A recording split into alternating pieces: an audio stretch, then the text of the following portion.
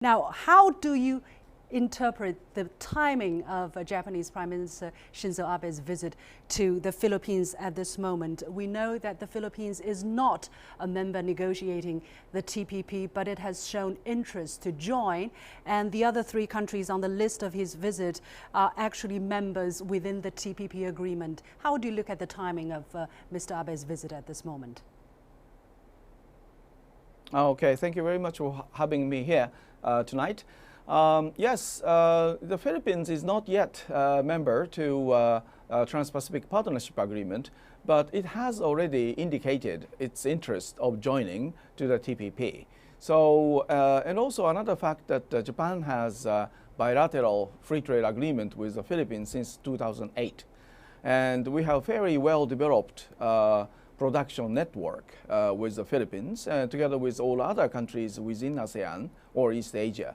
So it is a very good timing just we make sure that the East Asia, such as the nations of ASEAN, together with Japan, China, Korea, we are all open to trade and also international investment. So I think it is to make sure that kind of prospect for international trade and investment. I think it was very timely visit on the part of Mr. Abe, the Prime Minister of Japan.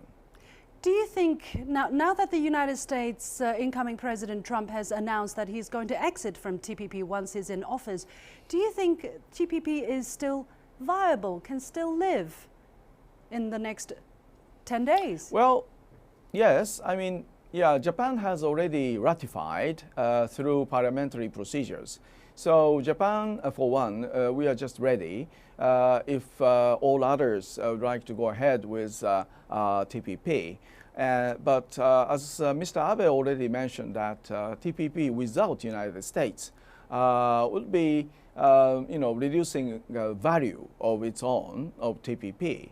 So we would certainly, encourage United States to rethink about the strategic importance of TPP. And that's what Mr. Abe is going to talk about when Mr. Abe is going to see Mr. Trump towards the end of this month. So very much looking forward that Mr. Trump will rethink about the possibility of coming back to TPP, because TPP is already there. It has been already signed.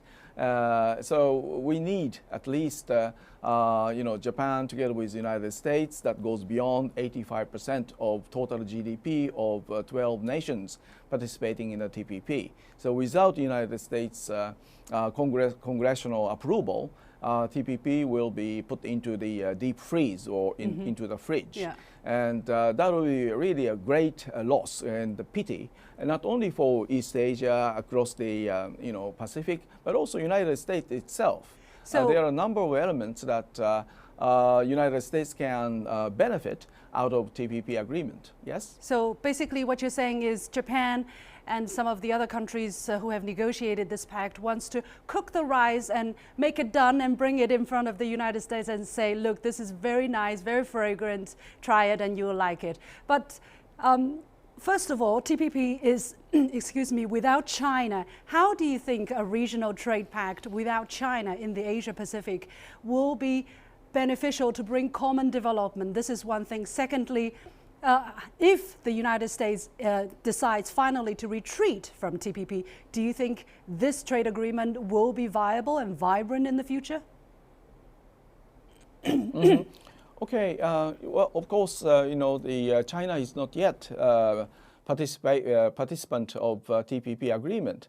But as Mr. Blinken, who is the #2 of the State Department of the United States, he made very clear that TPP is not a new containment policy against China. That means that TPP would be open to all APEC economies. That has been so stipulated in the preamble of the original TPP agreement of 4 countries: New Zealand, Chile, and Brunei, and Singapore. So, China being a member to APEC, it is certainly eligible for membership in the future. So while waiting, China's getting into TPP, we have some other international trade sort of frameworks, such as RCEP, Regional Comprehensive Economic Partnership, which the membership is extending to 16 countries, 10 of ASEAN nations, Japan, China, Korea, plus Australia, New Zealand, but that's without the United States. So, you know, that is without the United States, precisely. So you see, we have RCEP, we have JCK, Japan, China, Korea trilateral FTA, where Japan and China can work very closely to make a freer trade in this region of East Asia. And we have TPP.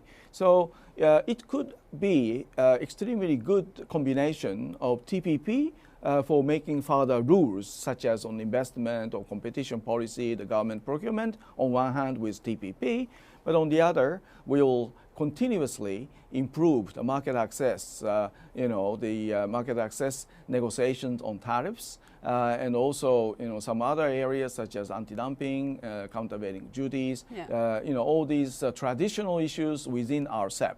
So RCEP and TPP could be very complementary to each other. Quickly, what is this business with FTAP, which is the free trade area of Asia Pacific? Isn't that a better alternative despite all of the other options we have? Because this free trade agreement for Asia Pacific includes not only China, but also the United States and many other regional countries. Exactly. It's a more comprehensive arrangement. Certainly.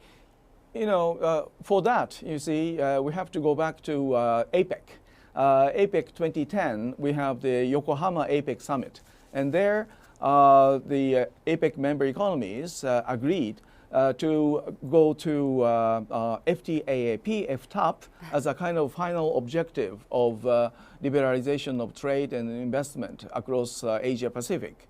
So that has been again reconfirmed in the Beijing summit of APEC back in 2014.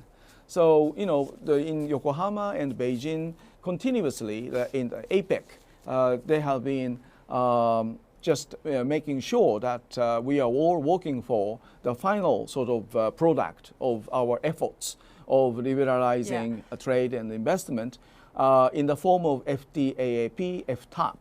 So FTAAP would be a kind of common goal for all the 21 member economies of APEC, you see. So we are moving forward, and we have different frameworks such as TPP, RCEP, JCK, and of course, we have more than 40 bilateral FTAs across Asia Pacific. This is really complicated. This could be. Sure.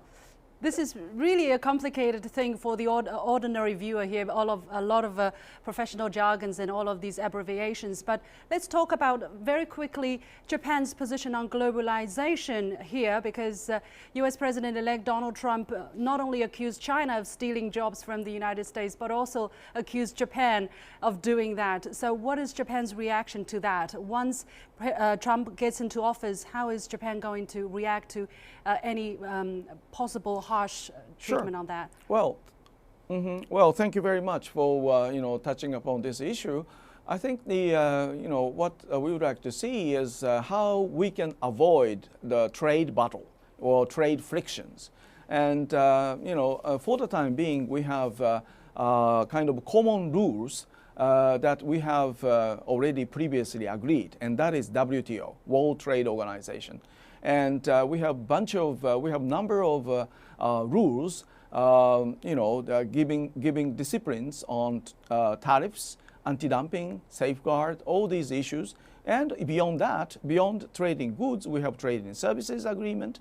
We have also trade-related intellectual property rights agreement. So you see, we have already multilaterally agreed trade rules. So the basic thing is that we should ask Mr. Trump and his administration to respect this previously agreed multilateral trade rule embodied in WTO. Thank you very much, Professor Watanabe, for joining us from Japan. Pleasure is all mine. Thank you very much.